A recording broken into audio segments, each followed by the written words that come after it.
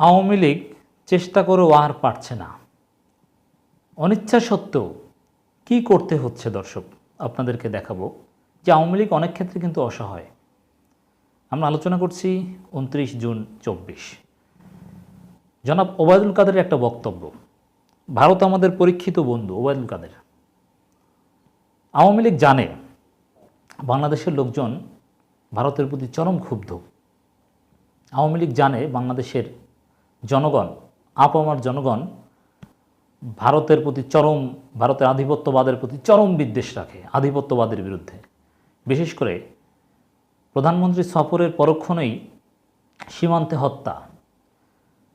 হত্যা তো কমছেই না, বরং মাথায় গুলি করছে, বুকে গুলি করছে, কানের উপর গুলি করছে, মাথার খুলি উড়িয়ে দিচ্ছে। টার্গেটেড কিলিং, এক রাউন্ডেই মারা যাচ্ছে। এতে বাংলাদেশের জনগণ ক্ষুব্ধ না হয় উপায় নেই। এরপরে বাংলাদেশের ভেতর থেকে ট্রেন চলবে, বাংলাদেশের লোকজন ক্ষুব্ধ, আওয়ামী লীগের লোকজনও ক্ষুব্ধ, কিন্তু বলতে পারছে না। তারা জানে বিষয়টা ভালো হচ্ছে না। তিস্তা চুক্তি করছে না, পানি দিচ্ছে না, বন্যায় ডুবে মরছে, যেখানে সেখানে বাদ দিচ্ছে বাংলাদেশের সাথে জিজ্ঞেস না করে। বাংলাদেশের মানুষ প্রচণ্ড রকমের ক্ষুব্ধ ভারতের প্রতি, উত্তর অঞ্চলে নদীগুলো মরে যাওয়ার পেছনে, মরুভূমি হওয়ার পেছনে, এবং সিলেট সহ বিভিন্ন অঞ্চল পানিতে 2 দিন পর পর ডুবে যাওয়ার কারণে প্রচণ্ড ক্ষুব্ধ। এজন্য আওয়ামী লীগও চায় যে তাদের সাথে ভারতের যে দহরম মহরম বা স্বামী স্ত্রীর কিংবা প্রভুবিত্বের সম্পর্ক, এটা থাক, কিন্তু আলোচনায় কম আসুক, জনপরিসরে এটা নিয়ে কথা কম হোক। আওয়ামী লীগ চায় কিন্তু এটা। আমরা আওয়ামী লীগের অনেক লোকজনের সাথে কথা বলতে হয় বিভিন্ন কারণে, পেশাগত কারণে। অনেক উচ্চ পর্যায়ের লোকজনের সাথে আমাদের যোগাযোগ আছে। তো তারা এই বিষয়ে অনেক ক্ষেত্রে স্কিপ করতে চায়, এড়িয়ে চলতে চায়। গর্বের সাথে ভারত আওয়ামী লীগ সম্পর্ক পরিচয় দিতে চায় না, কিন্তু চেষ্টা করেও লাভ হচ্ছে না, পারছে না তারা বিষয়টা এড়িয়ে চলতে। আওয়ামী লীগ চেষ্টা করছে এড়িয়ে চলতে, কিন্তু আওয়ামী লীগের অনিচ্ছা সত্ত্বেও ভারত ঘাড় ধরে আওয়ামী লীগকে বাধ্য করে যে এড়িয়ে চলার চেষ্টা করবা না, সকাল সন্ধ্যা ভারতের জিকির করবা, ভারতের প্রশংসা করবা, জনগণের কাছে ভারতকে সহনশীল করবা। এই বিষয়টার প্রমাণ কি যে আওয়ামী লীগ চায় না, কিন্তু ভারত ঘাট ধরে আওয়ামী লীগ নেতাদের মাধ্যমে ভারতের প্রশংসা করায়? এর প্রমাণ হচ্ছে ভারতের কোনো কর্মকর্তাদের সাথে যখনই আওয়ামী লীগের লোকজনের সাক্ষাৎ হয়, তার কিছুক্ষণ পরেই আমরা দেখি ভারতের প্রশংসামূলক বক্তব্য, ভারতের প্রতি কৃতজ্ঞতা। স্বাভাবিকভাবে এমনিতে কিন্তু বলে না। এর মানে ভারতের লোকজনের সাথে দেখা হলেই কর্মকর্তাদের, ভারতের হাইকমিশনার হোক বা যেই হোক না কেন, তারা বাধ্য করে আওয়ামী লীগের লোকজনকে। আওয়ামী লীগ ভারতের প্রশংসা করতে বাধ্য হচ্ছে অনিচ্ছা সত্ত্বেও। ভারত আমাদের পরীক্ষিত বন্ধু, অমুক তমুক, এসব কথা কিন্তু আসলে বলতে বাধ্য হচ্ছে। স্বাভাবিকভাবে ওবায়দুল কাদের বা এরা এগুলো বলতেন না। মাননীয় প্রধানমন্ত্রীর ভারত সফরের পর ভারত নানান প্রেসক্রিপশন দিয়ে দিয়েছে, তার মধ্যে এটা একটা আমি মনে করি যে সকাল সন্ধ্যা ভারতের প্রশংসা করতে হবে। এজন্য ডক্টর মোমেন ভারতের প্রশংসা করছেন, এবং ওবায়দুল কাদের, হাসান মাহমুদ, এরা অপ্রাসঙ্গিকভাবে হলেও ভারতকে টেনে আনছেন। ওবায়দুল কাদেরের বক্তব্যটা একটু আমরা দেখি।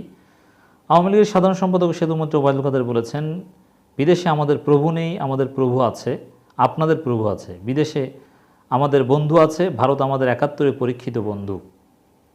মানে সে 71 ইস্যু নানানভাবে ভারতকে সহনশীল করার জন্যে, নর্মালাইজ করার জন্য বাংলাদেশের যে বয়ান ক্রিয়েট করা দরকার, সে 71 টেনে আনার দরকার হলে হোক, আর যা দরকার হোক, এটা আওয়ামী লীগ করেই যাচ্ছে, করে যাবেই। ওবায়দুল কাদের বলেন, ভারত বিরোধিতার নামে আজকে যারা আন্দোলনে ইস্যু খোঁজার চেষ্টা করছে, তারা আবারও ভুল পথে যাচ্ছে। না, ভারত এটা বলে লাভ নেই। মানে ভুল পথে যাচ্ছে, কষ্ট পাচ্ছে বাংলাদেশের জনগণ বা বাংলাদেশের রাজনৈতিক দল। ভারতীয় পণ্য বর্জন বা ভারতের আধিপত্যবাদের বিরুদ্ধে কোনো কর্মসূচি ঘোষণা করতে গেলে আওয়ামী লীগের চোখের দিকে, মুখের দিকে তাকানো যায় না, চোখ মুখ ঝাপসা হয়ে যায়, খুব কষ্ট পায় তারা।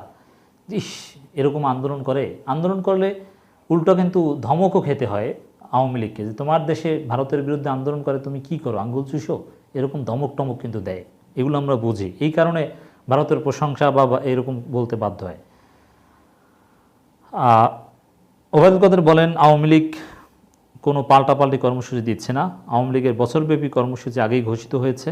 কেন্দ্রের পর মহানগর এবং আওয়ামী লীগের সব সহযোগী সংগঠন প্রতিষ্ঠাবার্ষিকী অনুষ্ঠান আয়োজন করবে। আচ্ছা, বিএনপি কর্মসূচি ঘোষণা করলে তার কিছুক্ষণ পর কর্মসূচি দেওয়া, এটা কি বছরব্যাপী আগে থেকেই ঠিক করা থাকে?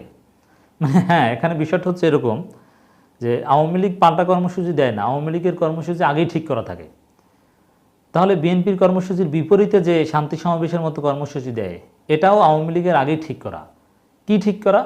যে বিএনপি কর্মসূচি দিলেই সাথে সাথে পাল্টা শান্তি সমাবেশ দিতে হবে, এইভাবে ঠিক করা। বুঝতে পারছেন? সিদ্ধান্ত আগেই নিয়ে নিয়েছে। আর বিষয়টা ভাব নিচ্ছে যে বিএনপিটা দেখে দেখে করছে না, বিএনপিটা ঘোষণা করার পর করবে, এটা তাদের প্রতিষ্ঠিত নীতি। এই কারণেই বলছেন যে এটা আগের সিদ্ধান্ত। ওবায়দুল কাদের বলেন, পিতার হাতে স্বাধীনতা, কন্যার হাতে মুক্তি। বিদেশে আমাদের প্রভু নেই, আপনাদের প্রভু আছে। বিদেশে আমাদের বন্ধু আছে। আচ্ছা, স্বামী স্ত্রীর সম্পর্ক এগুলো কে বলেছে? এগুলো কি বিএনপি বলেছেন? এগুলো আওয়ামী লীগের প্রবক্তা। এগুলো প্রবক্তাকে, এগুলো আওয়ামী লীগ। অতএব স্বামী স্ত্রীর সম্পর্ক, বন্ধুত্বের সম্পর্ক না, এইসব কথা তো আওয়ামী লীগই বলেছে। তাহলে আপনারা এগুলো বলেন কেন? কেমন সম্পর্ক দেখি না, ভারত থেকে কী পেয়েছেন? কোনো চুক্তি টুক্তি কিচ্ছু হচ্ছে না, কোনো তিস্তার পানি টানি করে এগুলোর খবর নেই, বরং ভারত যাচাই দিয়ে দিয়েছেন। তো এটাকে বন্ধুত্বের সম্পর্ক?